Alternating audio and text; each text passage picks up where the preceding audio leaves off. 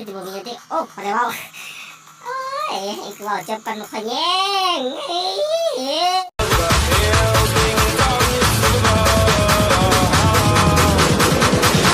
But if you close your eyes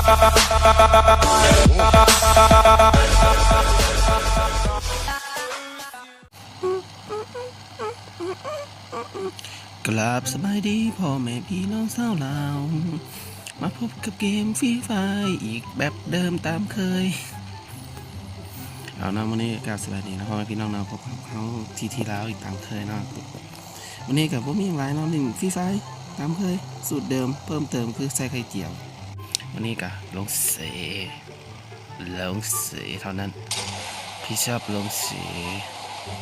ไอ้มักลงสีหลายมักลงสีบ้านเกิดขอยทิ้นของขอยก็คือลงสีกระตุกเลย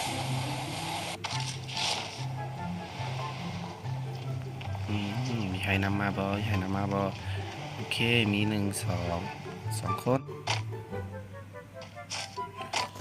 มี2 คนทำไมมันโอ้ยมันคือมันกระตุกแท้หลินม้วนนั่นมันกระตุกนี่มันหลินม้วน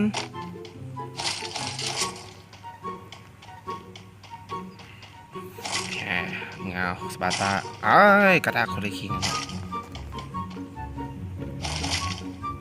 อ้ายก็ต้องกระทากคนเลยคิง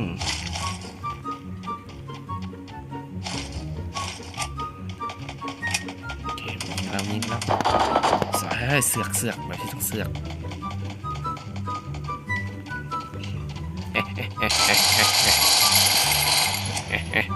เสือกเว้ยเสือก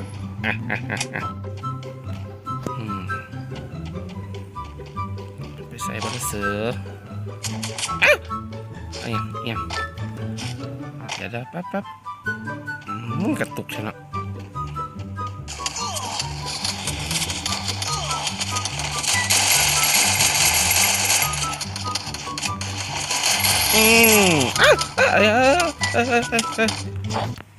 โอ้โหเสร็จละ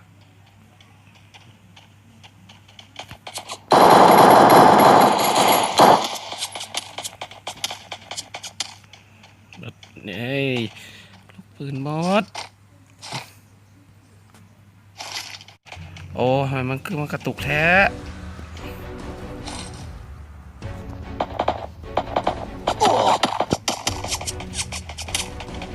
เดี๋ยวโอ้ลิ่นยากเว้ย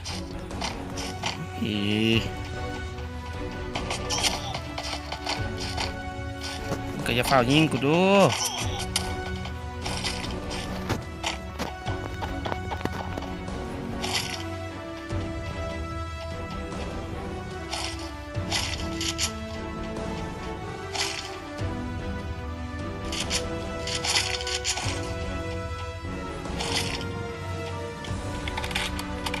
มึงยิงกูอยู่สายมึงให้กูเจอมึง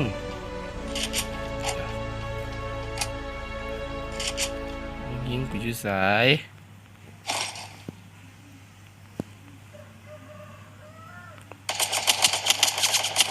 โอ้โหมึงยิงกูบ่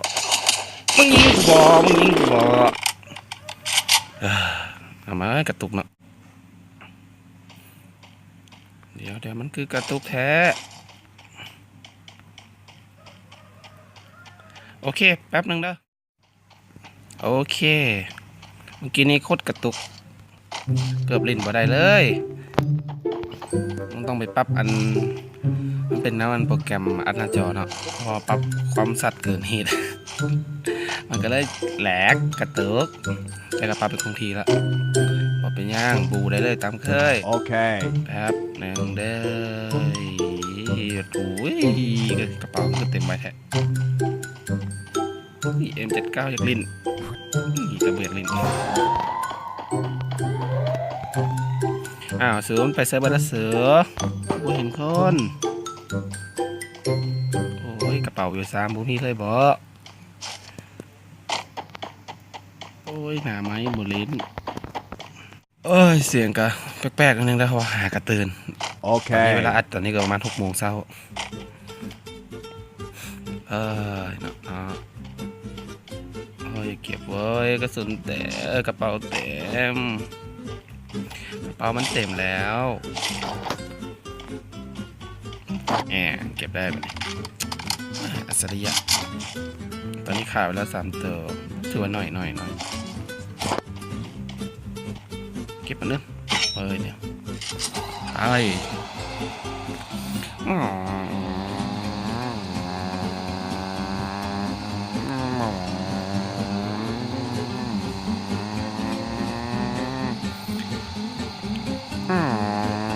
คนไปใส่บอลเสือ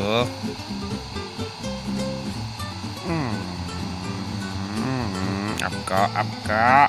ของแร่อับก็แป๊บ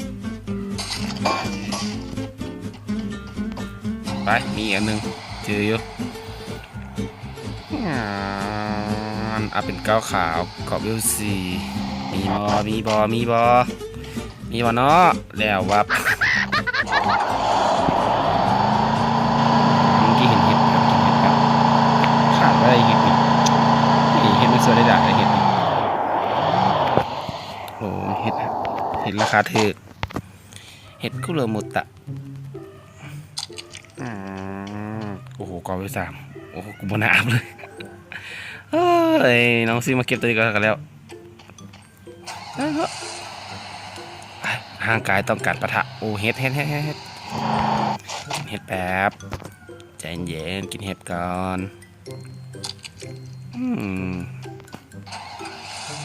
จะว่าไปมีบอลอัพอีกนึงเนาะอยู่เทิงนี่เดี๋ยวไปเบิ้งปั้นถ้ามีเห็ดอัพกระสีอัพเป็นเวลเกาะขาวแอร์ดับตัวข้างหน้าเดี๋ยวแป๊บนึงเดี๋ยวไป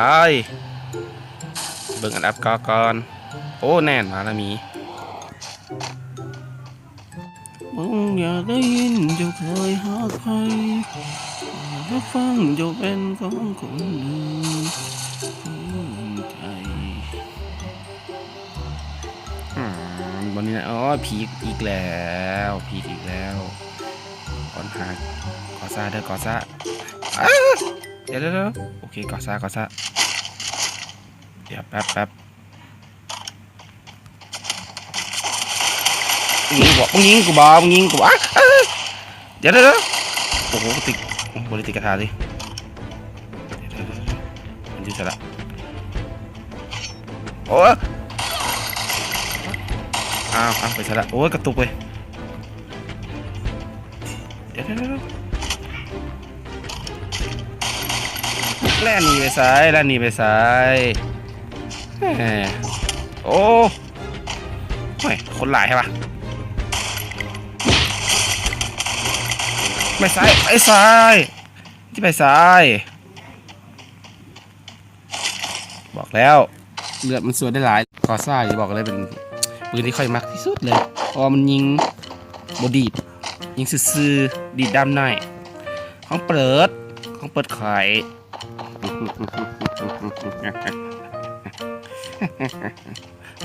ห่วยวะหัวเฮ็ดหยังอันซ้ำนี่กับหัวเห็นหัวกูแน่ที่หัวอย่างนี้หัวเกาะเวล3ได้เดี๋ยวยิงดีใส่โอ้แล้วโอ้ยิงโอ้สึกเนาะเก็บเครื่องนะรู้สึกว่าฟูละไม่อยากเก็บเลยโอ้รถเก๋อไปยิงรถเก๋อคนไหนมันการยิงรถเก๋อโอ้เอา3 จำ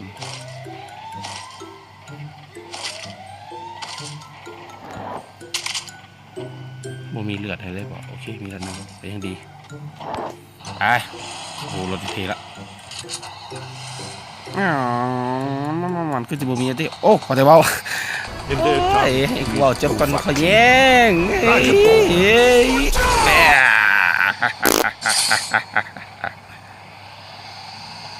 ปลี่ยนรถสักรถกัน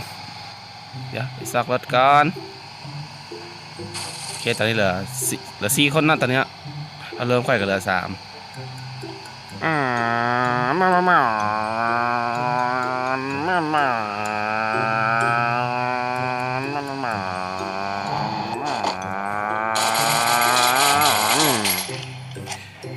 ได้ของใหม่ลืมของเก่าเว้ย อยู่ใส่วะนี่บนมันอยู่สายมาหาอ้ายไว้มาหาอ้ายแน่หาไอ้หนวดแน่ไอ้หนวดคิดฮอดไอ้หนีให้ไอ้หนวดยิ่งแน่พวกเจ้าไปใส่หมดตอนนี้มีคนเบิ่ง2 คนเนาะโอ้ตายปกติมีคนเบิ่งหลายอยู่นะแบบนี้โอ้ยสาคือเตามันไปใส่บนละเสือ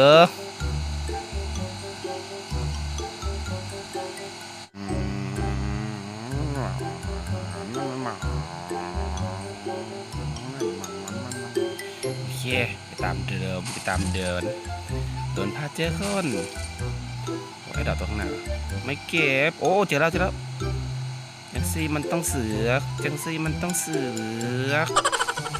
กไรเสือกตีโอเคดีเสียงแล้วสาโคตรเลยสาบ้านเตา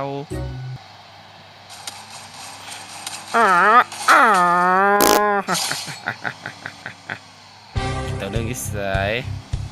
เห็นแววๆอยู่หน้าเมื่อกี้นี่ใส่แล้ว